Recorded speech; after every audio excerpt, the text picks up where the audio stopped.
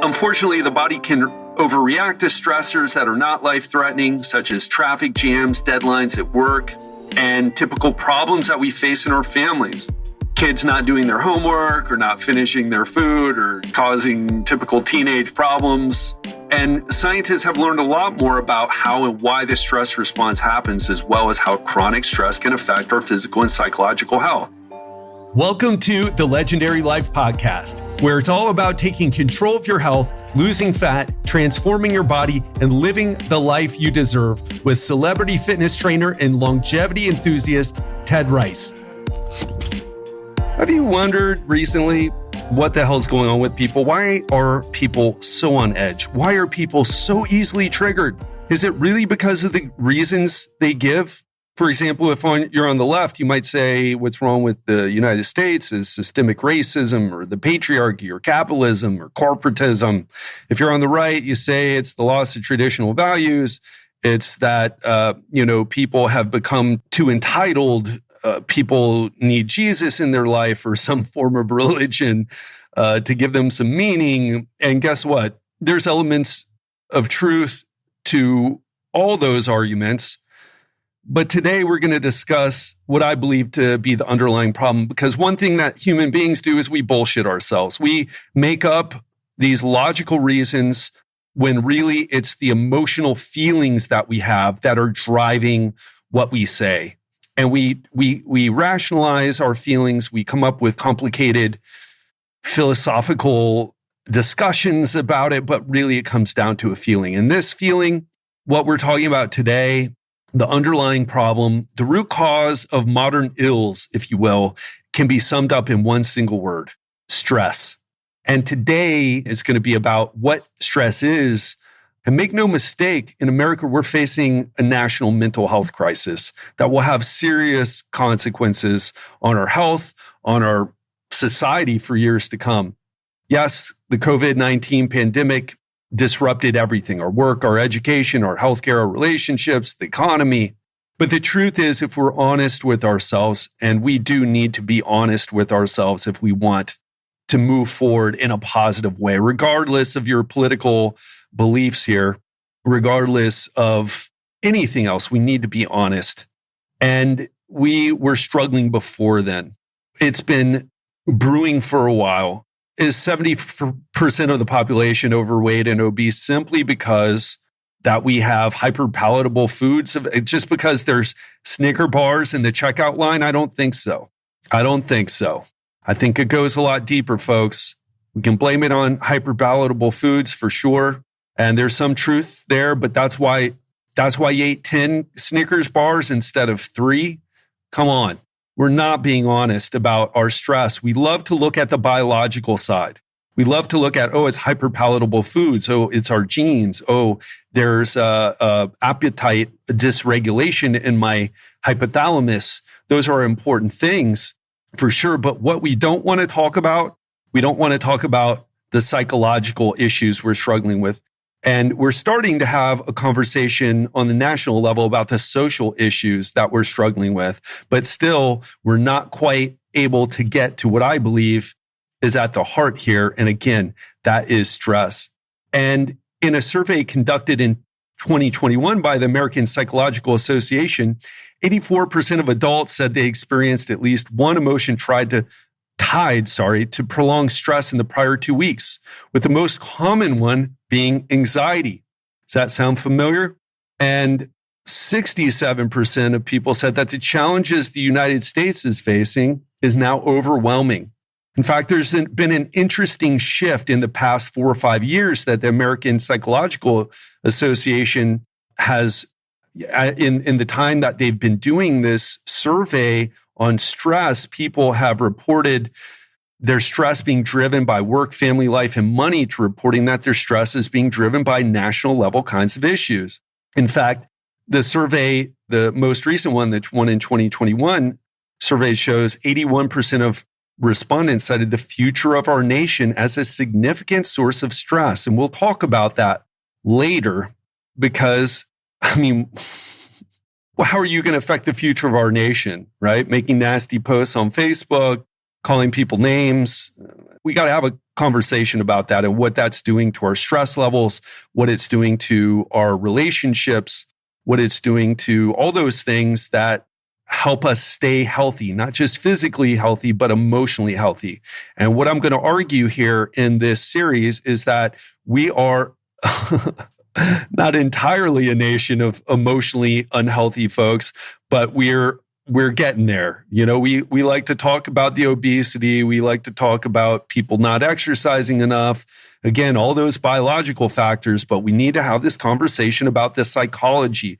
In other words, the stress. That's what it comes down to with psychology, and also the social factors.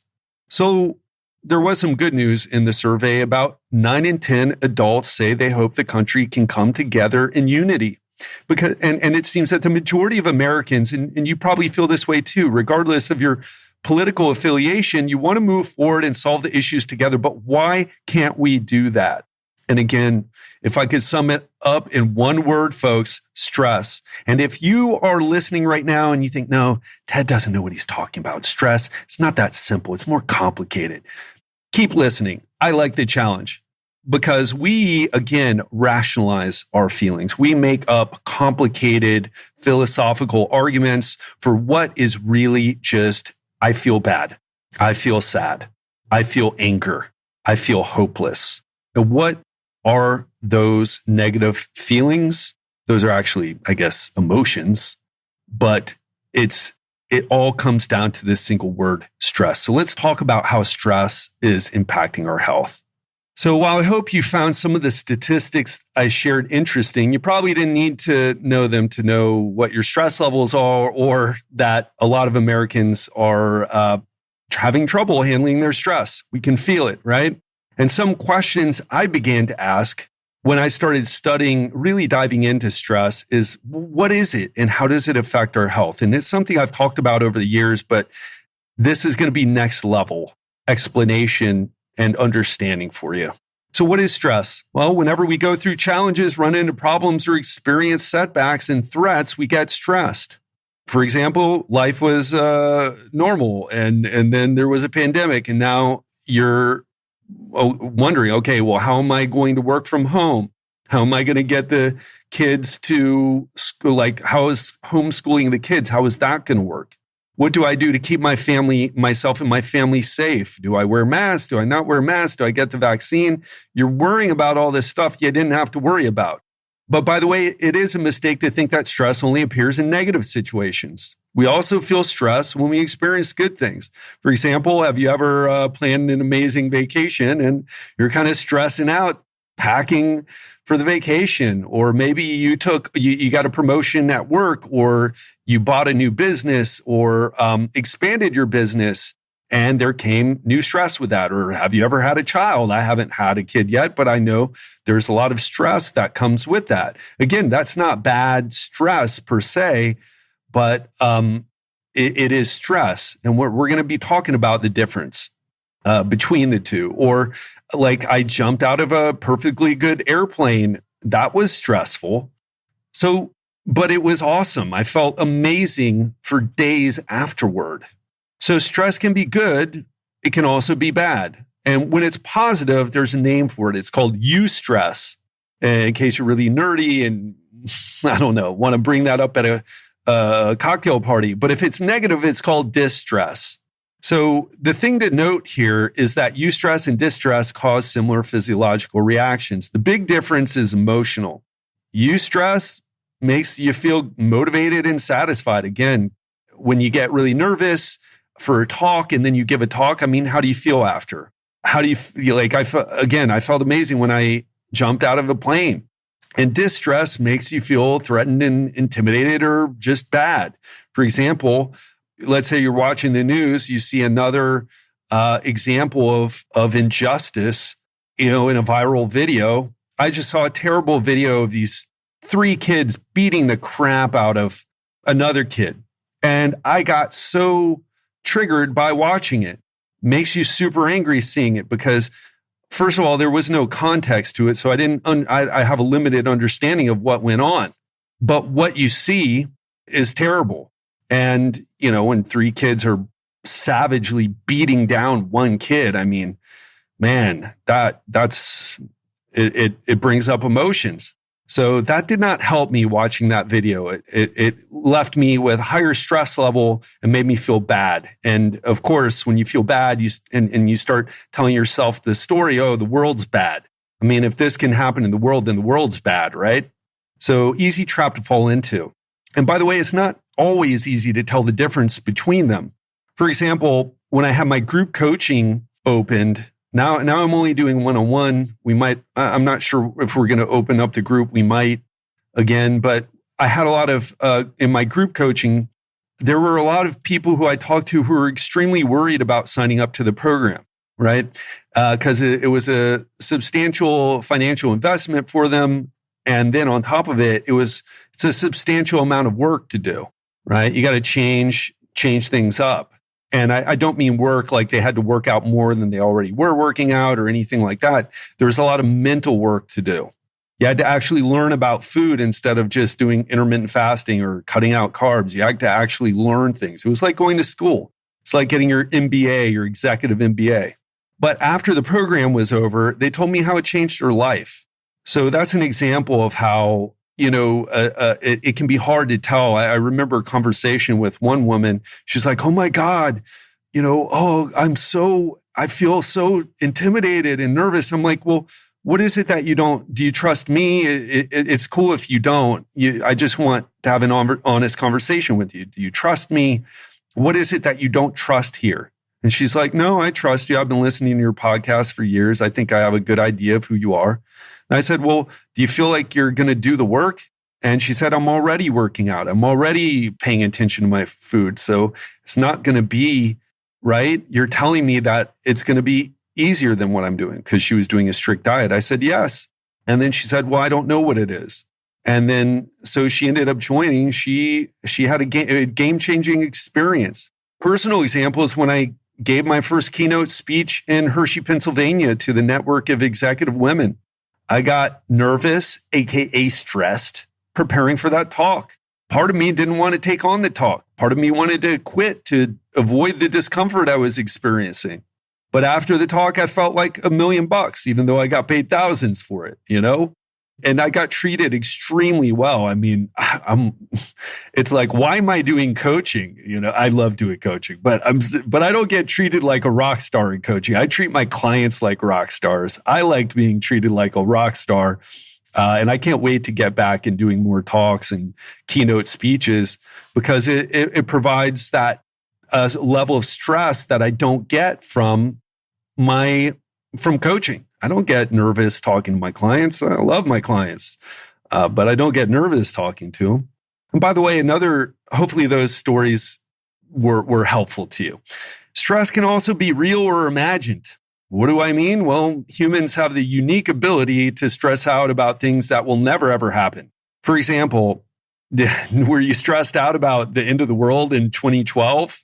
Like a lot of people, or Y2K, remember Y2K? Everybody was freaking out and then nothing happened. And 2012 came around. Guess the Mayans were wrong, or maybe we were wrong about the Mayans. I don't know. We start imagining how something's going to be. Oh my God, this is going to happen and that's going to happen. Oh my gosh. And what if that happens? And you know what? Our stress levels go up, but that thing never even happened. So we just spiked our stress for something that we used the power of our imagination to stress ourselves, right?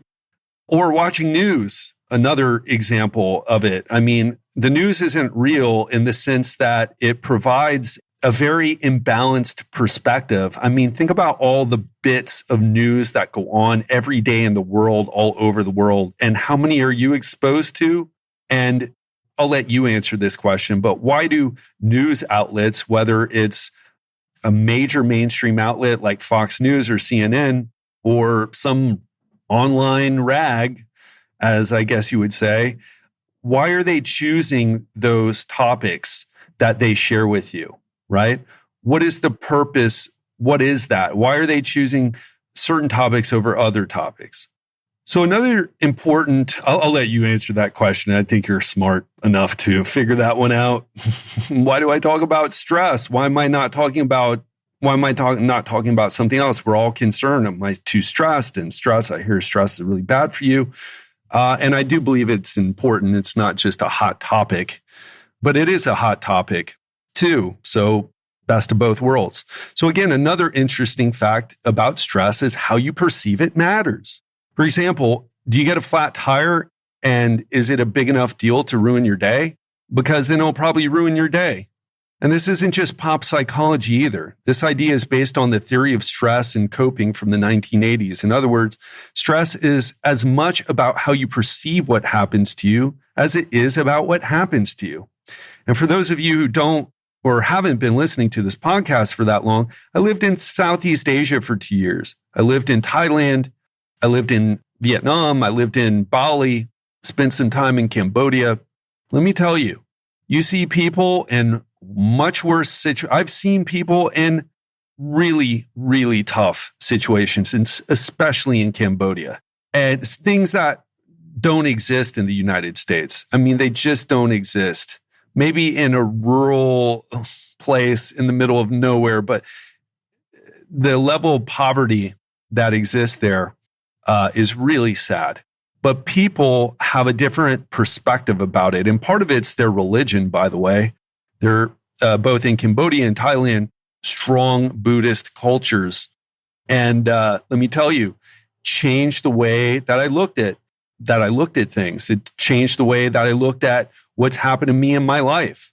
So regardless of whether a stressful situation is positive, negative, real, imagined, blown out of proportion because of your sensitivity, it still triggers the same cascade of stress hormones that produce that familiar feeling. Your heartbeat increases, your muscles tense, you start to sweat, and your attention becomes focused. This is the fight, flight, or freeze response. And it's something we've all experienced. And scientists believe that it developed as a survival mechanism to react immediately to life-threatening situations. As you've experienced, the hormones and neurotransmitters flood your body fast when you get stressed. So if someone starts, let's say you're driving home from a party and you've had a couple too many, but you still think you're okay to drive, right? You've never done that, and I've never done that. And then you see some police lights start flashing behind you, the siren goes off, and the cops coming up behind you fast. What happens? How long does it take for you to start getting nervous and start thinking about, oh my gosh, DUI, how much is that going to be? How is it going to affect my life? I'm going to lose my license. And then the police car pulls into the other lane and passes you. And he was responding, or she, whatever, was responding to a different situation, a different call, and had nothing to do with you. And you wipe your head, but you still experience that stress.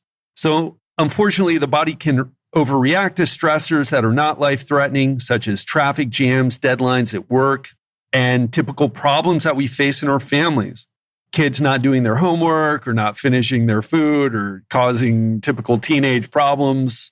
And scientists have learned a lot more about how and why the stress response happens, as well as how chronic stress can affect our physical and psychological health. So let's talk about that a little bit.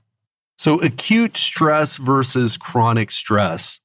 What's the difference here? Well, acute stress is just short-term stress, like that example of the cop car coming up behind you and then it drove away and then you got stressed for a short period of time, but then you like laughed about it afterward. Woof, and you probably said to yourself, if you're like me, I'm never doing this again. Right? I got off this time, but I'm never doing this again. Well, that's acute stress. Or working out is acute stress. Or getting stuck in a traffic jam, acute stress. And it doesn't happen all the time. It happens and then it's over. But a chronic stress is different. Imagine you're in a toxic relationship where you're constantly arguing with your partner, or you work in a toxic environment where your boss is one of those micromanaging people that need to be in therapy but won't go to therapy. Or you live in a high crime neighborhood where violence and break-ins are relatively common.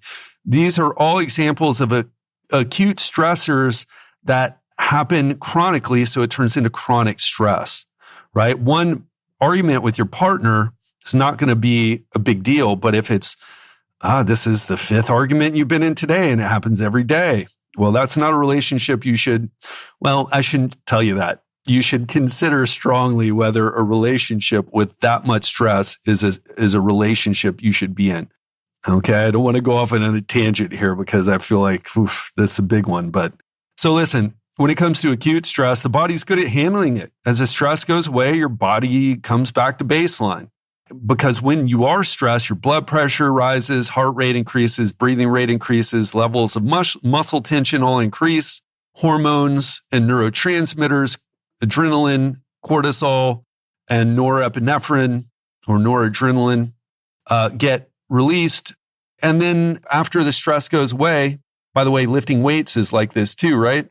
But after the stress goes away, your levels return to normal. After you have the tough talk with your partner who you're in love with, after you give the speech, after you leave the gym, move on with your day. At least that's how it should happen if you're a healthy person physically and emotionally. In fact, by the way, many health experts I've spoken to define resilience as how quickly you recover from an acute episode of stress.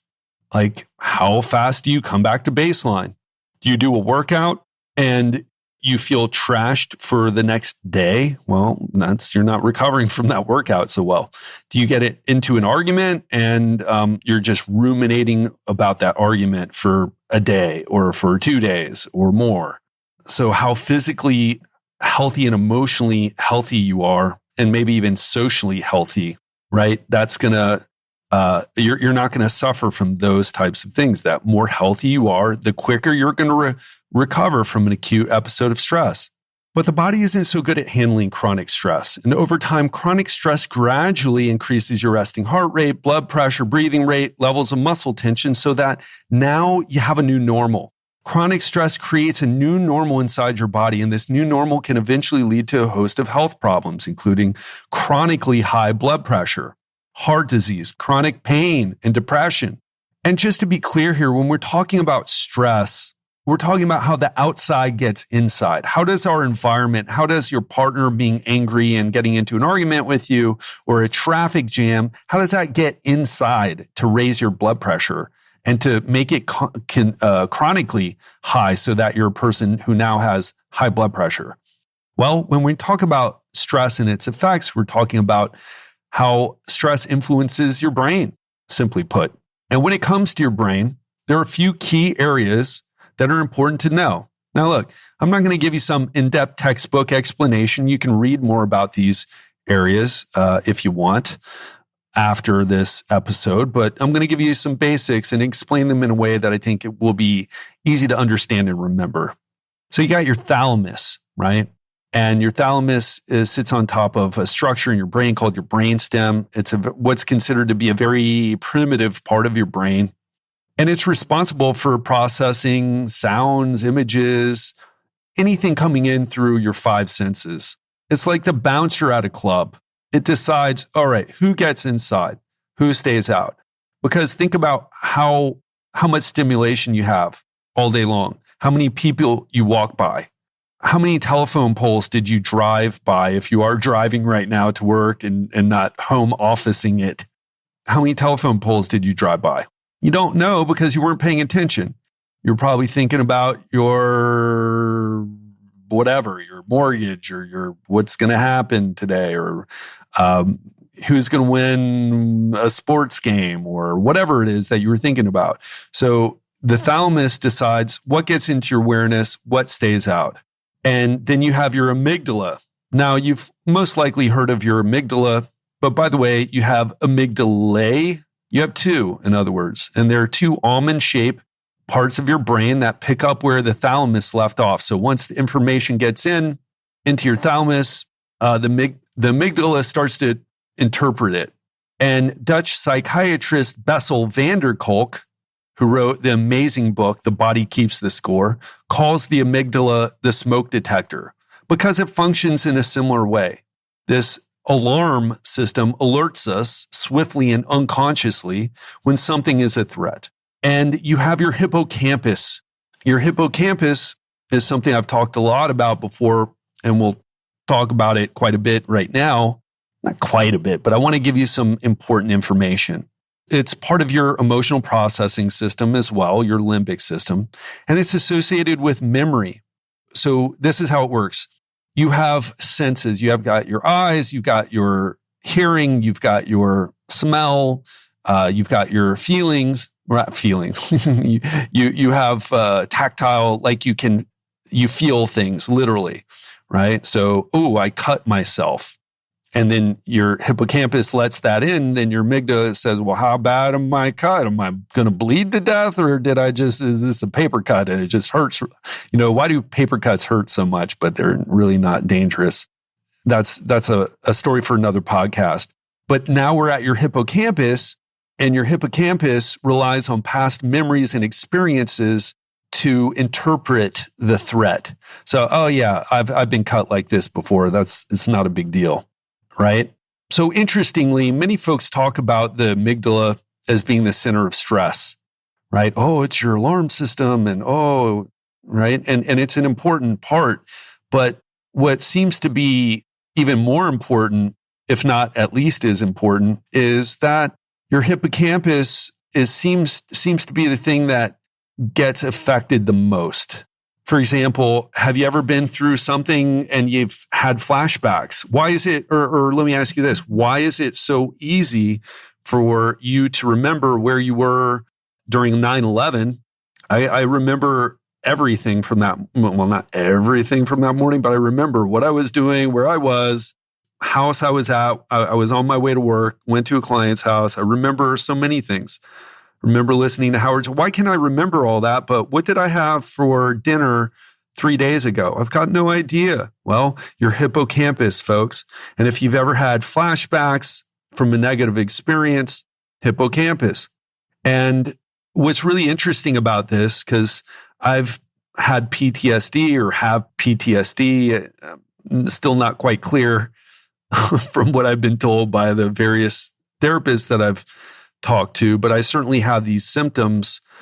And one of the reasons why I looked into this. So check this out. This is fascinating. And this is an example of how genetics / what would you call it? Yeah, genetics plays a role in our experience of life. So for example, a study found that people with severe PTSD had smaller hippocampi. And that might not be that interesting, except that this study also looked at only people with twins where the twin didn't have PTSD. And both twins had smaller hippocampi, but one had PTSD and the other did not because of something they had been through in their life. And this led to researchers hypothesizing that a smaller hippocampus may be the sign that a person is more likely to develop PTSD after traumatic experience. Conversely, a study published in Psychiatry Research, the journal Psychiatry Research and Neuroimaging, shows that larger hippocampi, or people with a larger hippocampus, it improves the likelihood that treatment will have a positive effect for people with PTSD. Are you starting to see how it's not as complicated as the story is about what we've been through? Do you start to see like, oh, well, if I have a smaller hippocampus, I think we can extrapolate. It would be interesting to have this conversation with the appropriate expert. But would it be interesting if like people with a smaller hippocampus, not only are they more susceptible to PTSD after, say, a tough event, a death of a loved one or something like that, but this area, how big it is, not only affects whether you're going to have severe PTSD, but also how you respond to stress in general.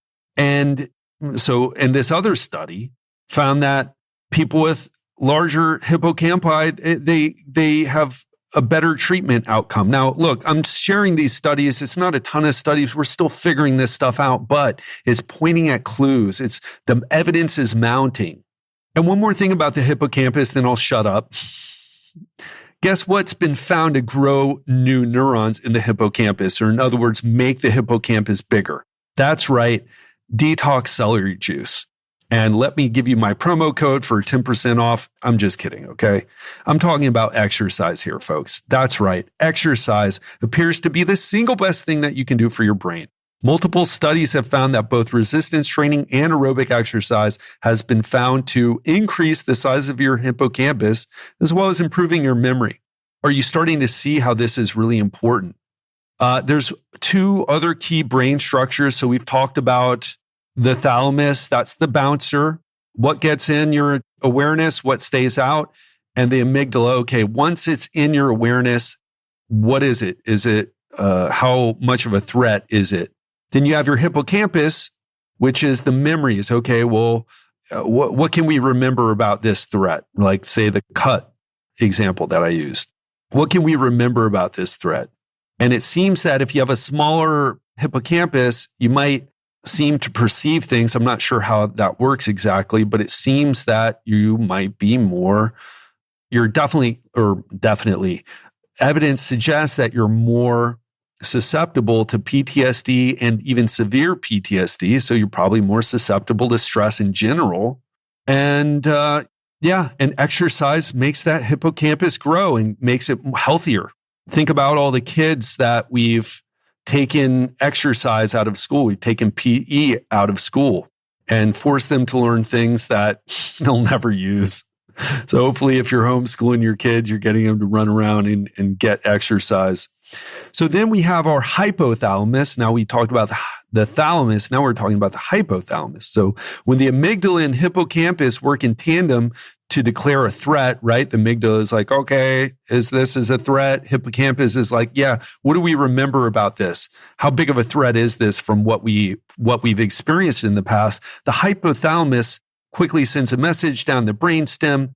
It's the thing that activates your autonomic nervous system. In other words, it's the thing that sends you into fight, flight, or freeze mode. And then the last part that I want to talk about is your prefrontal cortex. I know it's a lot of brain stuff, right? So your prefrontal cortex isn't part of your limbic system, but it is.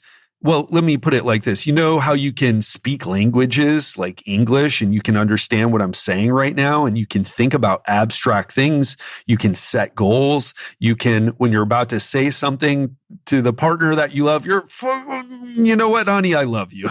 Right? You can stop yourself and when you were about to say something you know isn't going to go over well, or you see a social media argument, you're about to go, God, I'm going to get this comment. I need to say something. And then you stop yourself. You say, you know what is leaving this comment and getting all the notifications and getting into an argument? What is that going to do? I've got to take the kids to school and then pick them up or, get all this work done or get this new deal, whatever it is that you're up to. So that's what your prefrontal cortex does. And when you're healthy, again, physically and emotionally, and you're not exposed to a threat, your amygdala allows the connection of your prefrontal cortex with the other key areas like the anterior cingulate. Apologize for all the neuroanatomy here, but just in case you're one of those people who likes to learn this stuff. And it enables you to do all the cool stuff that your brain is capable of. But guess what happens when your smoke alarm is triggered, aka your amygdala? It knocks your prefrontal cortex offline. And you've experienced this. Have you ever not been able to hold your tongue and you said something you regretted? I remember I was in an episode of Road Rage, right? Unfortunately, happened more than I'd like to admit about myself. I tried to let this guy go past me and he took too long, right? I waved him by and he took too long, at least for me at that time, right? Had no patience.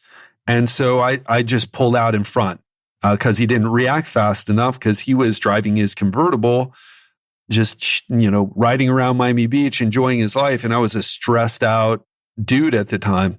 And then he started honking at me like I asked him to go, and then I pulled out in front of him like I had no, and then we got into it. We pulled over and it nearly led to a physical altercation. How stupid is it? And it was just partly a miscommunication, partly me being on edge. And I remember the guy said, "You're an animal." And because I couldn't talk, I couldn't explain myself. I couldn't say, "Hey man, listen, I asked you to go, but then you're like, I don't know if you're on your phone or you're, what you're doing, but you didn't go. So I went. I'm in a rush. You don't seem to be in a rush, but I could barely talk. And that's why. So if you've ever been in that situation, or if you said something extremely rude that you regretted, now you know why. Your prefrontal cortex was knocked offline. When you get too angry, knocks offline. When you get too sad, it gets knocked offline. Because the prefrontal cortex, it helps you regulate your behavior. And when we're talking about stress, what we're really talking about here, how to regulate your feelings, how to regulate your thoughts, how to regulate your behavior. And if you are chronically stressed, you just can't do that. In fact, chronic stress leads to issues controlling your emotions, controlling your behaviors, as well as leading to a state of what's called hypervigilance. That's that feeling where you're constantly on edge. And if you've ever, that term, walking on eggshells, if you've ever been that person, which unfortunately, people have had to walk on eggshells around me when I was in my 20s or various points in my life. Now I try to let people know you can't, it takes a lot to bother me, except on Twitter when someone says that their metabolism is broken or carbs make them fat. Then I get triggered, right? But because it's just like, no, God damn it, please stop saying carbs make you fat. It's like carbs make me fat. It's like you're eating a donut. It's half fat, okay? All the calories are coming from, like half the calories are coming from fat. It's just tough on me, folks. But that feeling where you're constantly on edge, that's hypervigilance. And the thing that I'll say just very briefly, because it takes a while to create changes in your brain to bring you back down.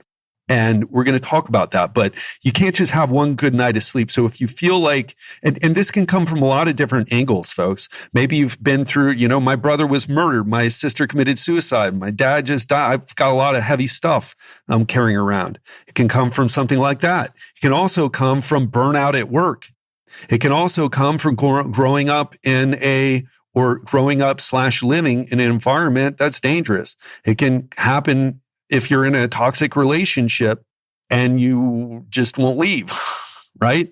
It can start to change your brain. It can start to change your ability to regulate your emotions, to regulate your thoughts, regulate your behaviors. And that's what we're talking about here.